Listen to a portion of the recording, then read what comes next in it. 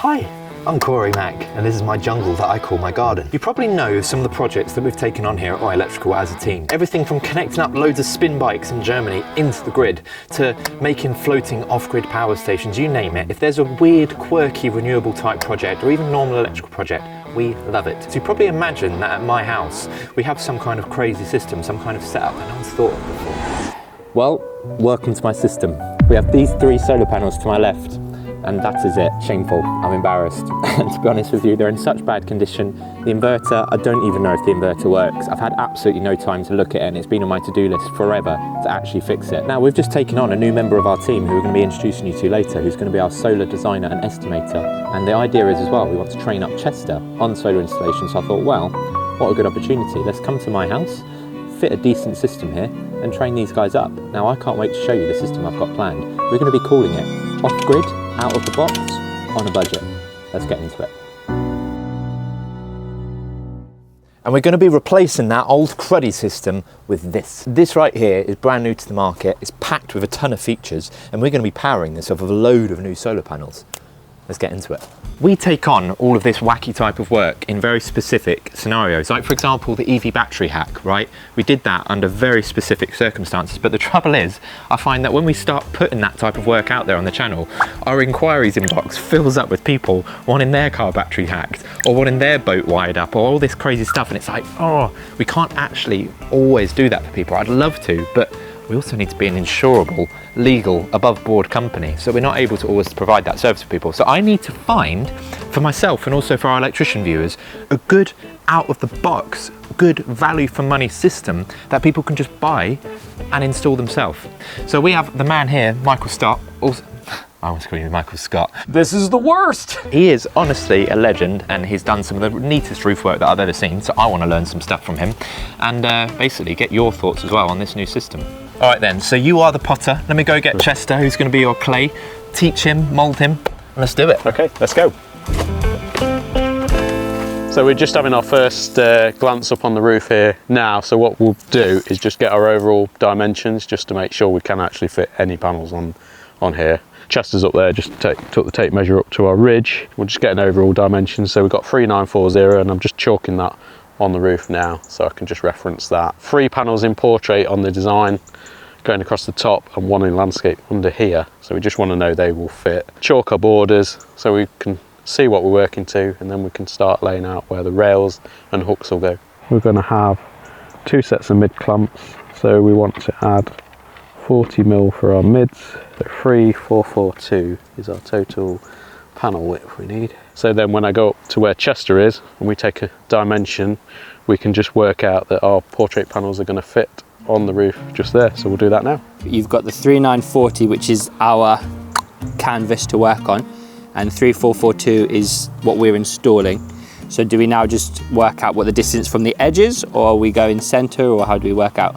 Ideally, if we had a square roof, we'd probably work to centre. Because we've got a valley here, got the option to move the panels left to right to suit that valley, and to get this landscape one in as per the design. Playing about with it. So yeah, we're just going to sort of ad hoc it on this one. Yep. What we want to try and keep as much clearance around the edges, ideally about 400mm. And 400mm, that's what's like designed, that's regulation, is it? Yeah, that seems to be the MCS guidance on that. Which for wind lift and things like that, it seems ideal. And then obviously you want to get bird protection in, we might put solar skirt on this. And we want 3442. Visually it looks a little bit tight to the valley. 400 is there. 1762 down. Yeah, that's one panel. Yeah, that's nice because you got your 400. Yeah, a little bit of space. Yeah, that would actually work. So I'll just chalk our 1134s on there as well. As you can see, we managed to fit our 3 in portrait here, and we've actually got a nice little distance away from this valley, so they fit in nicely. So, and we've got 1 panel going at in the landscape bottom underneath landscape, there. Yeah. So we're just going to double check them dimension on that. So all mapped out. We've got our 4 panels designed, fitted on here. What's next? Well, we need to know where we're going to put the hooks. What's the most suitable tiles versus where the rails need to be on the panels, because there's certain dimensions on the panels where the rails, you obviously don't want a rail too low on the panel where the panel's flapping like that. Yeah. There's a couple of things to bear in mind as well. If this was a wet ridge cemented in, yeah, you don't want to be knocking that ridge off. So you definitely, on a wet ridge, you cannot move that tile. Sure. 'Cause they'll just ping off. When we've got a dry ridge like this, we've got a bit of flexibility that we can kind of just ease that tile up if we need to, Yeah. and drop that tile out. So we can actually hook out of this tile. Perfect. You don't really want to go above it- 250 mil. Yeah. Technically it's called outside their clamping zone. Right. And each manufacturer will have their own spec. In this instance, ideally we want to get our hook sort of out of there. Sometimes that means then you have to shift the panels down, but I'd rather keep more space at the bottom of this. The rail overlaps the panels, or the rail, well, just enough, just ever so just slightly? over, yeah. Nick a bit out the solar skirt and bend it out. You want a bit of rail over the clamp. We'll just put some X's on the rows we think we want hooks to come out, Yeah. and then we're going to have to pull a tile out and try and find our roof trusses. Are these going to be pleasant tiles to play with? Probably not. Yay! Double truss there, which is nice. So that's probably our first one. Nice. So what we've done here, we've just took our first tile out, and as this is a fairly new build, we'd expect the roof trusses to be 600 mil spacing. So normally on the survey, you'd look in the loft and check all this information. So we've just took a tile out where we expect the roof trusses to be, and we found our first truss. Under there, it should be 600 to the next one, and we want to place our hooks at approximately 1200 mil intervals. Okay. So we can literally chalk some lines there, Yeah. and now we should be able to get our next tile out here. In line with this one as well, do you reckon? Yeah, that's it, yeah. Sometimes the tiles are nailed, sometimes they're not. Oh yeah, a little nail in here. So this row is probably nailed, is it? Right. Come on, puppy. Yeah. Lovely big one there. It's a triple. So Chester, Yes. what do you think the biggest tip for installing solar is that I can give you? Always wear an archaeologist hat. Yeah. Second best tip, Okay. just take a step back every now and again. Yeah. Take time and look at it, because you know where you're standing. If I go down there and stand on the scaffold Yeah. and look up, I might see it from a completely different perspective. Different Might see something I perspective. missed. There's not a race to the finish. Okay, I think we set ourselves 2 days for this. Yeah. But what we don't want to do is get it wrong and end up having to do 3 days. Or in worst case scenario, what a lot of other installs do is just bodge it and leave it. Yeah. So we want this to be right. Good things take time. Absolutely. Let's do it. Slowly and carefully. So I'm an overthinker and I worry about everything, and Michael's just about to put in this bracket here, and I'm like, Michael, why are you placing it exactly like that? Tell me, Mike. That's the edge of our panels, and it just so happens the truss for our end of the panels is literally just slightly over to the right where we want to be, but the next truss is way over here. Yeah. So we don't want our rail flapping. With these hooks, we've got multiple holes, so we've got the option to move our hook left to right a bit. Yeah. You're not just going to go central on the joist though. That's it, yeah, because that then means the hook will be outside the panels. So what we want to do is keep that hook off show. Yeah. So we've got the option just to slide that over, Yeah. and then you can see that will actually be Perfect. just inside underneath our panels. So if we just go in there, that's not too bad. Yeah. It's not putting the pressure on the tile. That's the main thing. We don't want to crack any tiles. So while they're on the roof, I'm addressing the forgotten corner of my house. This section of the house here is where I've got kind of earmarked for batteries, but I would love to put them inside of this shed. I'm going to show you the conundrum. I've got, well, one of the conundrums is I absolutely love the blackberries that this bush produces, so I never tend to cut it back because I like all the blackberries off of it. Like, look, some of the juiciest blackberries. Something about the mixture of the cat poo and good filtration that these stones tend to provide for the plant makes the juiciest. The juiciest blackberries. I can't waste. This is good food. Make these into like a jam or something later. What do you do on your Saturday mornings? Yeah, I'm gonna get on with it. Just, I don't want to waste these. I've just tipped all of them out. Don't film it. Right, don't worry, there's plenty more around here. Obviously, it had to be Milwaukee.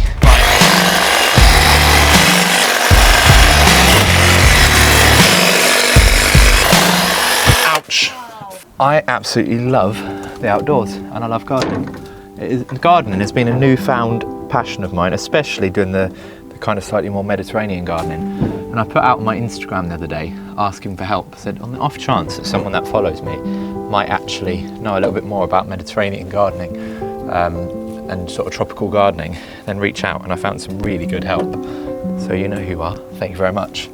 I think it's important as well, if you're going to work in a field like renewables and things, it's important that you love nature and that you love fruit and all the things that it can provide, because then it makes you want to learn a little bit more about it and learn better how to look after it.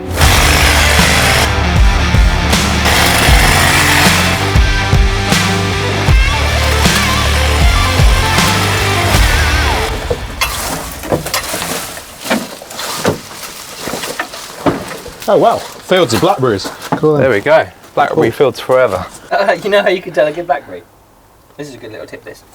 When you're picking your blackberries, you want to check the stalk inside here. If it's nice and clean and cream, then it's a tasty blackberry. If it's black or something, it's infected, don't eat it. Do you know how I tell a good blackberry? Go on.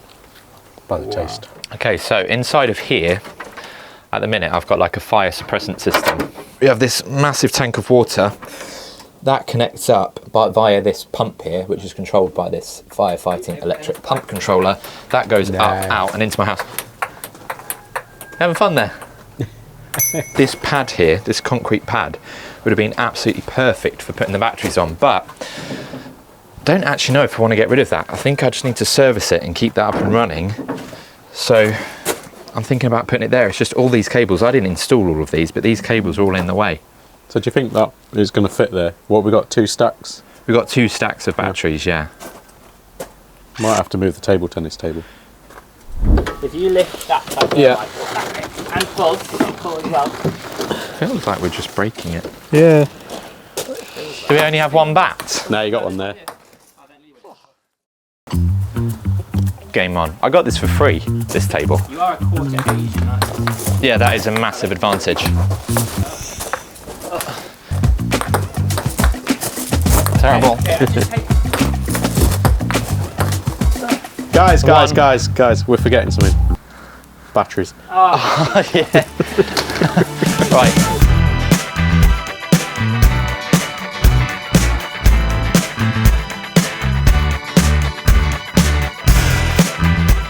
Let's go offer it up and see how wide. Oh my days, that's much heavier than what I thought. I don't know what I was. Take another foot. I don't know what I was expecting.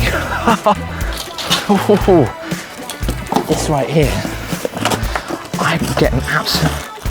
They're socks. That's you. That's all we have. Chest is strong here. Shall I just deadlift him? I'm not going to. Come on, stop stupid.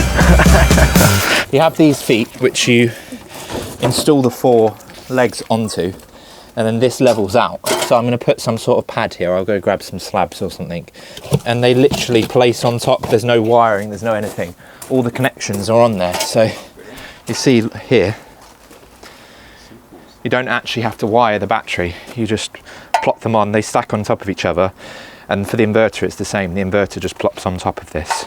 You mean we don't need any of our crimping skills? No crimping needed from what I gather. So we put one there and one there. I just need to see if I can maybe make a standoff bracket, maybe if I use Unistrut or something, just to stand off, because this cable is a supply to my house. It's not going to be ideal to chop that really. I've made a decision, so I'm going to fit them here. I'm not going to take my sprinkler system out because it's almost new and I find it's actually quite a nice thing to have. The system comes with a Bosch Abelane. A Bosch Abelane. Now, as everyone knows, a Bosch Abelane is also known as a marking off template. Now, I find this absolutely awesome. You plop that there through those so that you can't really get it wrong. And then you can easily mark out all of the fixings. So you know if you're going to go up to 15 kilowatt hour on this stack, which we're going to have 2, then you just literally mark those holes. But what I'm thinking is, rather than remove all of these pipes and remove all of these cables, I'm going to get some 41mm Unistrut. I'm going to cut some Unistrut, the length of it, at the height that they want all of the fixings, fix that on, and then this can just attach, my batteries can just attach to the Unistrut with some zebs. We are all railed and bracketed up like such, and Michael tells us the next thing to do is to think about the strings, getting the cables up here. Yes. So what we want to do is work out, did you see a fold in the felt anywhere as we took a tile out? I did not. No. So, well, at least one thing we know is it's going to be probably somewhere between this one and this one, so it might be around here, which should be ideal. So we'll lift a tile out in a minute, and we're looking for a lap in the felt, because what we don't want to do is punch a hole in the membrane. We want to just pass our cables through and then out onto the roof, so that any water is not any chance of it falling into the roof space. Ah, It's there. oh, you've got it. It's there. Underneath this one, do you reckon? So you're like, oh, we probably just leave that one then. By the time we poke it down from inside. Yeah, it'll come out. And this is a good location rather than being further over to the, I guess you want to be under the tile, don't you? The eaves that actually stick out there, and then the actual brickwork of the house starts there, and then your cavity. Okay, so we found our fold in the felt, so we know where that is. I'm going to leave that tile up for now because we're still working on the other aspect, and then when we've railed that side, then we'll then have a session of pulling our cables through onto the roof. But yeah, we've got a plan now. How are you getting on? You feeling like you're learning something? I'm absorbing so much information at the moment. I'm going to need a bigger cap. I guess at least you're applying it straight away. So Michael has done this side, and now Chester is basically going to copy this side. But the first step is to lay out and mark out. And obviously we want to try, and we've already done a design on the computer to CAD it all up. But we just want to make sure that it actually fits in practice and that it's as close to the edge as reasonably possible with the regs. Make sure we're making the most of this roof to get the most generation possible. I figured out that 41mm Unistrut fits perfectly in front of all those gas pipes. So I'm going to go buy some Unistrut, and then I'm going to get some paving slabs, and I'm going to make a nice little base and a back for those batteries.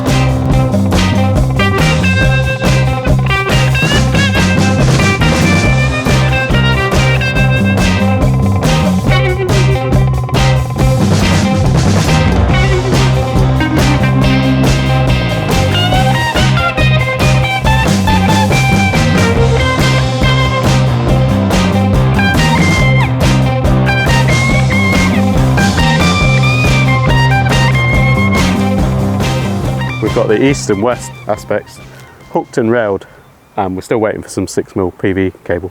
Corey! We are on to the south aspect now. All right, let's play a game of guess the wattage. How many watts are you saying is on these solar panels? 2 years old. 385? You're saying 385. What are you saying, Chester, without a mic? 395. 395. I am going to say 410. Bonus points as well, guess the brand. I'm going to guess they're Chinese. Yeah, I think we need to be a bit more specific. You have to get a bit more Pacific. I reckon they came across the Pacific Ocean. Well, whatever they are, they're filthy, and they're connected up to a pathetic little 1 kilowatt inverter in my loft. So shall we decommission them? Shall I go switch it off? Go check the inverter's dead. Right, let's do that. All right, we're all switched off. Moment of truth. How many watts? How many watts?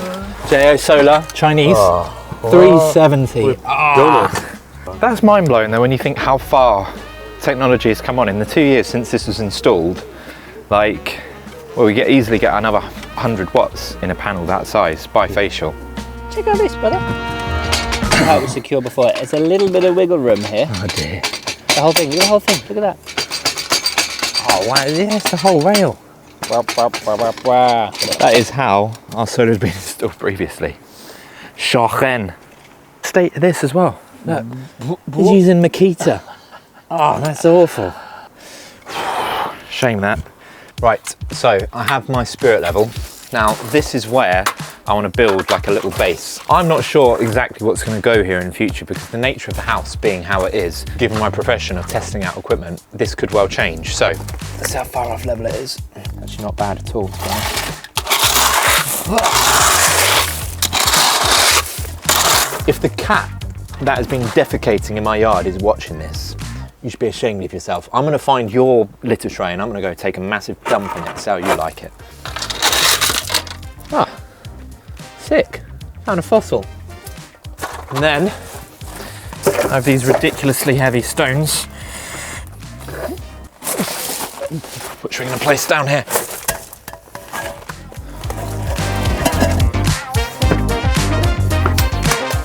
Some more of those ridiculously heavy stones.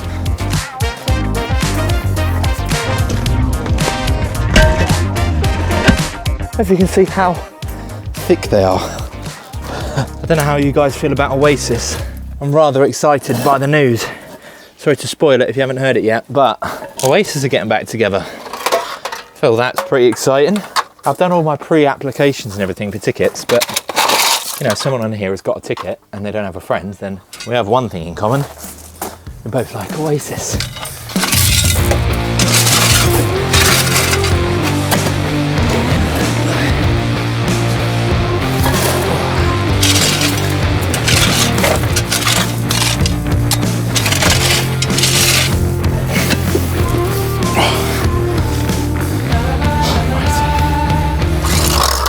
Alrighty, perfect. Right, so that is the base all done. That is on nice and solid. So now I just need to do some Unistrut bars across there to step it out 41 millimeters, just so I don't have to move any of my pipes and things. And then I can start fixing these plates in and get it all up and running. But I'm quite excited really. I think that looks quite tidy. Hiya, it's not a new day. I've just changed my outfit. The last thing that we said was we needed to get this level and find a way that we could do it so that we can basically mount these batteries, because how these batteries go on the wall, you have these little angle brackets that screw down and into these little grub screw holes here, and then this will slide back and mount onto the wall. So it probably would just about reach. So I'm going to put that there and there. I'm going to run some Unistrut rails all the way along, and then I'll show you how we do that. Let's go check on the guys in the loft. Hi mate. Welcome to Corey's loft, where we have everything from pianos to massive unilights to old solar inverters. Great book, as you can tell. I've tried to flick. It was very interesting through that. Yeah. What do you feel you learned from it? I can't even begin to tell you the new aspects of myself that I didn't realise were there all of this time. Yeah. And going forward, how easy it will be to socially interact. As I've been up here in this loft for a long while now. So we're going to need a string for this roof here, the south facing roof, and that's going to go back to our new inverter location, which is at the back of the building over there. We're going to need a string for the east facing roof and a string for the west facing roof. And eventually I'm going to be putting panels on the north facing roof as well, and on the wall over here, because in the morning we get quite a few hours of sunlight here, which I'm thinking would actually charge up the batteries. Plan is to actually put solar panels on my wall on the east gable end, so that in the morning we have the nice little bit of generation just to charge up the batteries before the day begins with the coffee machine and all the rest of it. Speaking of which, can I get you a coffee, my friend? Oh, yes please. There we go. Oh, it's like the Nokia logo. Mikey Michelson, can you? Okay, well thanks for that. Now we need to blur. Oh, we've got to beep that out. Can you come over there? That'll be the perfect place. Oh yeah, no, there are two tiles to your left. We want to take one out. Yes, yes, yes! No. Move down a little bit so I can see your face. Oh, it wasn't worth the wait. Am I right to keep pulling on them, Michael? Yeah, just keep pulling.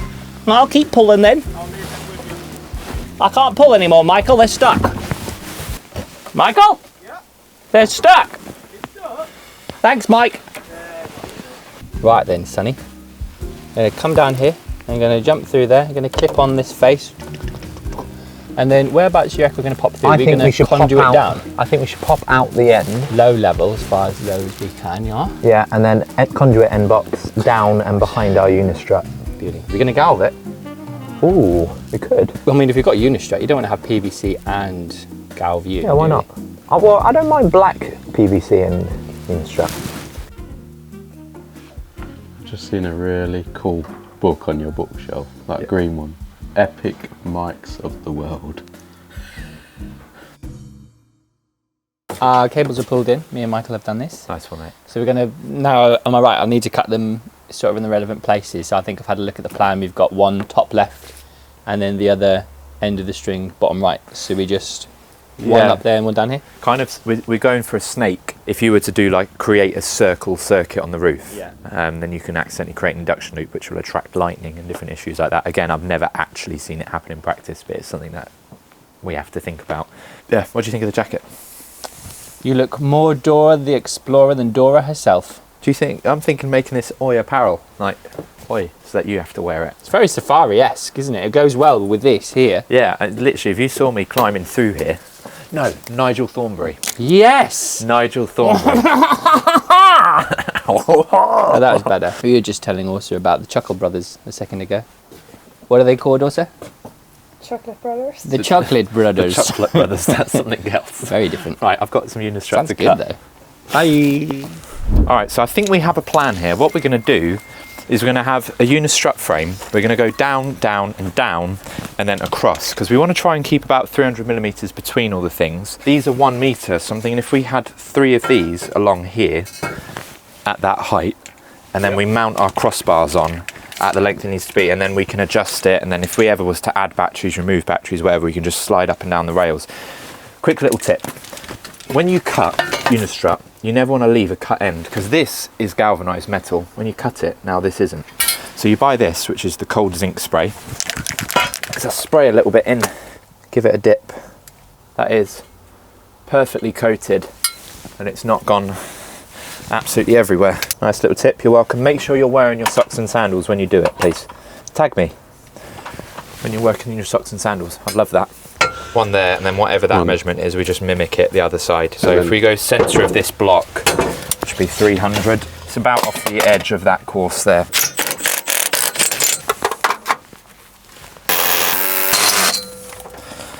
Now you might be wondering, why am I saving all of this cement dust? This is going to be very, very handy very shortly, and I'll show you why when we come to it.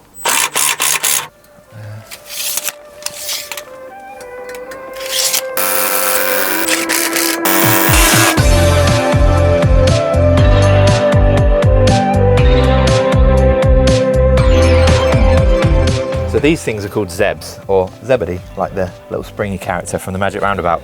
So the idea of these, in America actually they call these channel nuts, which makes perfect sense, because basically they sit inside of the channel of the Unistrut. They literally push in and then hold themselves in because they've got the spring behind. You use that in conjunction with one of these bolts with a washer, and then you can fix straight through. It pulls back against that to hold it firm in place. Now, Unistrut is an absolutely rock solid fixing. Now, I know I'm probably talking to a lot of experienced electricians on here, but this one's for those that maybe are in domestic or don't often get an opportunity to work with Unistrut. But it's an amazing material. Like, you can use it for pretty much anything, and its strength, if you do it properly and make structures with it, is you can mount anything to it. So we want this to be roughly centered. Do you mind just measuring the other side of this? Well, 21.5 to the edge there. So that's 19. But you're not on a 19 to the edge. I might just have to drill the centre out. Or Or you can go that way a bit. yeah, I'd come there because you're on a. Let's fix this one in here. And see how we can centre it. If I have to trim a bit off, that's fine. So we just loose fit these. I've got this, which is my Klein nut driver. Love it because I've got all the various different bits and pieces and attachments inside of there. Pretty much spot on. So then what I need to do now is just drill out the centre of that one, ready to pop this next hole through. When you're doing like ceiling containment, it's very easy to try and space it off to make it work with the holes. But more often than not, if you're doing tray or anything like that, and you're doing it in a space to work around other obstacles, you always end up just having to drill out, because you'll see on this Unistrut that we've got, there is openings for fixings to go through. But obviously in this situation here, it's not panned out perfectly how we would like it. But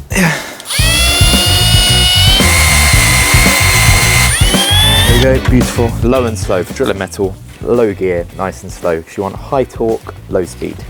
You drill it, you got to spray it.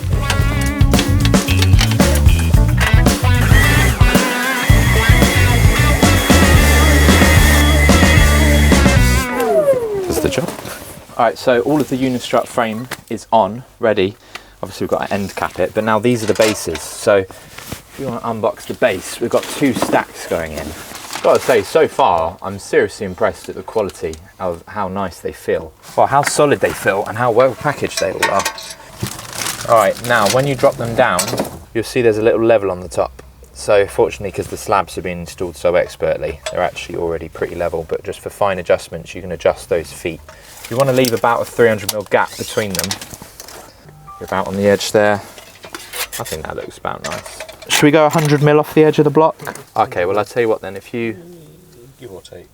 Bear in mind the fixing for the strut is about here. Okay, so we could, yeah. Well, let's drop a battery on and see how it looks. Right, so the batteries now literally just plop on top. Like this. There we go. As I mentioned earlier, this will then fix into here, and then this into our Unistrut. So I just need to raise the frame, Unistrut frame up ever so slightly. So we have our M5 screws.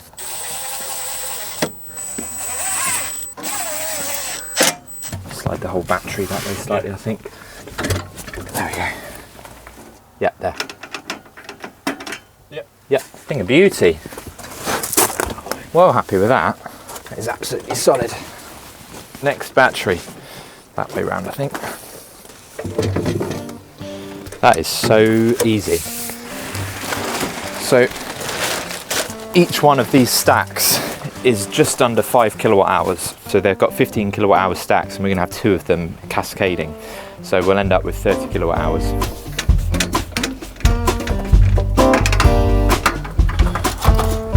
This is the inverter then, that is going to stack on top,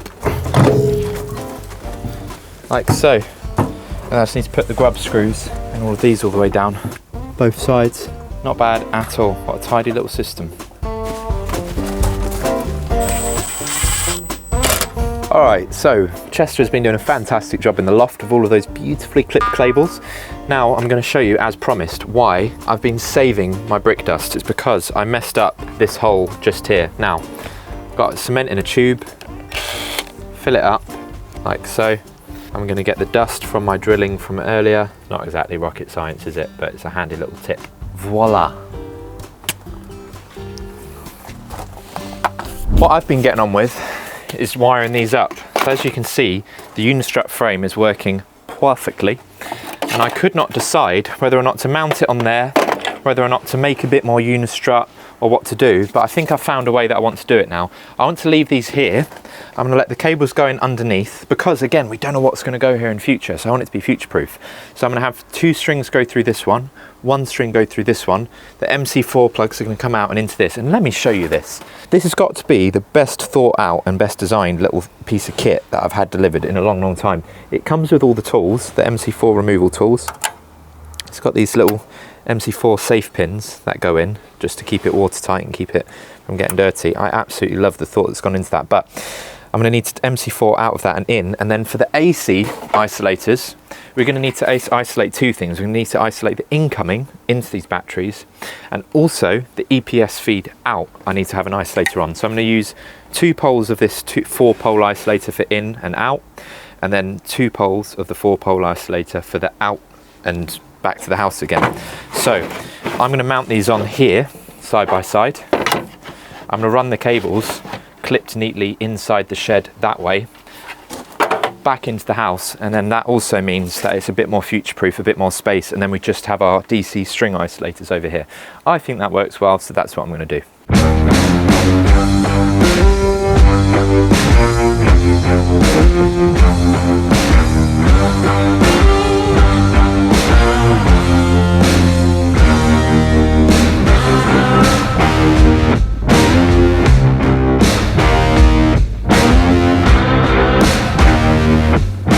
I was just thinking, I really need a pencil, and this is a little middle aisle special, Parkside. I don't know why Parkside won't sponsor me, but look, funny is that? When I bought it, I thought that is the tackiest feature I've ever seen. Who on earth wants a utility knife and a pencil stored inside of their spirit level? Until me just now thinking, oh, where's my pencil? I've got a spare one and the sharpener for it inside of my spirit level. So me and Harrison Ford here, we're in a great place. The day has been good. It's been sunny but nice and cool today. We've enjoyed the weather. A little bit of a breeze now, actually. Rails are on. We've actually levelled the rails as well. We've gone to the extra mile, just making sure everything's absolutely spot on level. And now we're on to making off our MC4 connectors. Just had the debate as to what's called male and what's called female on these plugs and pins. Because when they say male and female, are they referring to the plug or the pin? Because you have got the reverse. So on that male plug, you've got a female pin. So I don't like to refer to them as male or female, just for the simple reason that could be confusing. Instead, Frank and Terence. We are saying this one here, the red cable. This is our. We've marked this as our positive, and our negative is at the end of the string, that end. Yeah. So when it comes out of the inverter, what plug needs to go where? Positive out of the panel. Yeah. Is this end. And so when we want to receive that, we want the opposite end. Yes. So I just think in my head, that's coming out the panel. Yeah. I need to receive that onto the positive. This positive is going to have what some people would call a negative plug on it because it's got the That's right. female-ish. But we're not calling it a female. No, it's got the receiving end. Let's just make it off. Mike's going to make off this one and I'm going to make off the next. Okay, so we're stripping them off expertly without a single core being stripped off. That's there we right. go, croppers. Nice and carefully, and we put our pin into our MC4 crimpers. There you go, on the 6mm setting because we're using 6mm PV cable. Just Do it carefully just to make sure all our strands, and then Chop it down. we've just got one stray that needs to be fed into there. Okay, we're going to feed that in. It just wants feeding back into there. So that is how it should be. Perfecto. Before we connect that, we'll just MC4 spanners onto that. Tighten Okay, it up. let me have a No go. pressure. Yeah. Come on then.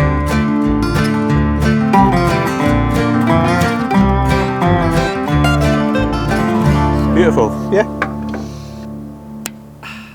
So Chester, rails are on. Yeah.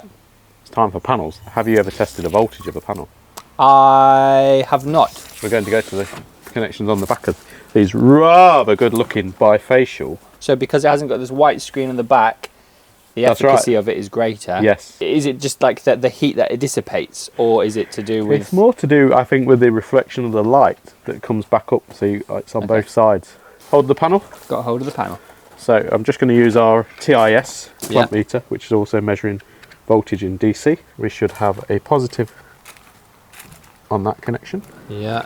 and a negative on this connection, which sometimes is a bit fiddly. So as you can see, we're getting 35 volts on there. And what are they saying it was testing? that And they were on our getting? panel, it was stating 39 volts, but bearing in mind, Yeah. as the temperature increases, Yes, the voltage decreases. So the cooler it is, the higher the voltage, Yes. and vice versa. Versa. Yes, so in And they would winter, have they're tested this in outputting like higher. perfect conditions. Standard test conditions, STC. So when you see STC on the label, that means standard test conditions. Okay. In practice, do we test every panel? Of course we do.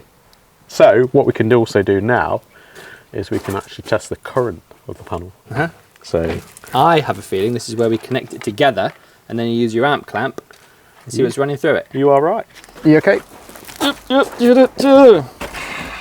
There's the sun, and there's a tree. Yeah, as unfortunately well. it's behind the tree, but What are we getting? What are we we're getting? getting about 1.5. Yeah, I reckon Five. 1.564, 1 point. Yeah, the sun is behind the tree, so as the sunlight increases, the current increases. What clever technology Yeah. this is, which was brought out 20 years ago. This is the Building Product Specialist. It's a unique sealant and construction adhesive, CT1, the Black Edition. What does CT1 stand for? Constantly terrific and number one. The secret ingredient, And then turmeric. the person who loaned me this claims to not always watch my videos, but I have borrowed it and kind of forgotten to give it back. This isn't actually mine. This is going to be the ultimate test to see if they actually watch my videos or not, because if they text me like, "Oi, I've been looking for that." I've always been a fixing snob, but I've never actually been a sealant. Whoa, whoa, whoa. Oh. No, don't touch it. It's CT1. The great thing about CT1 is you can get it even on your tongue. And It tastes amazing. If you become a channel member, I'll share with you my recipes that involve CT1. Oh, that was real. Oh, well, it's better than Why your would you 50 do that? No, you've just ruined. Can you just go back? No. Oh, I'm not. Corey, no. No, if you saw what was up here, you'd understand why that is the best If you solution. saw it from down here, no. There was a brick here because Yeah. some numpty drilled it at the bottom of the brick instead Yeah. of the top. So now the water's got a lovely little channel to follow you down just- straight into my It electrics was to coming blow them through a up. conduit, wasn't it? It was coming through a conduit. Yeah, I but thought I've the conduit smushed was the coming conduit. through the back of the. I've smushed it through the conduit. So should be sealed on because you smushed it, you're trying to place the blame on someone else. Can I? Oh, on that does not look straight Yeah. in the Big ones. slightest bit. All right, so I am just labelling up with these lovely Brother heat shrink labels. I'm just labelling south, positive, negative. So I'm going to label up every single one of the strings so it makes it a bit easier for testing. So I'm going to have the south elevation on here, which is the 15 panels. And I'm going to have the east and west split on this one here. So the south will be doing this inverter, and the east and west will be doing this inverter. But how it works with the EcoFlow is they cascade, so they will work together as one unit basically, even though they're actually separate. So when this one is full, if you're doing grid charging, then it will just basically charge one and then charge the other. So you can still set your limits and everything. This evening's working. Brought to you by Unilight. What's the time, chaps? It's the time, Mr. Wolf's 10:15. 10:15. It's so late that my watch ran out of battery, genuinely. So the question is, Michael, has he earned it? Stop it. Stop it. Stop it. Oh. That really hurt.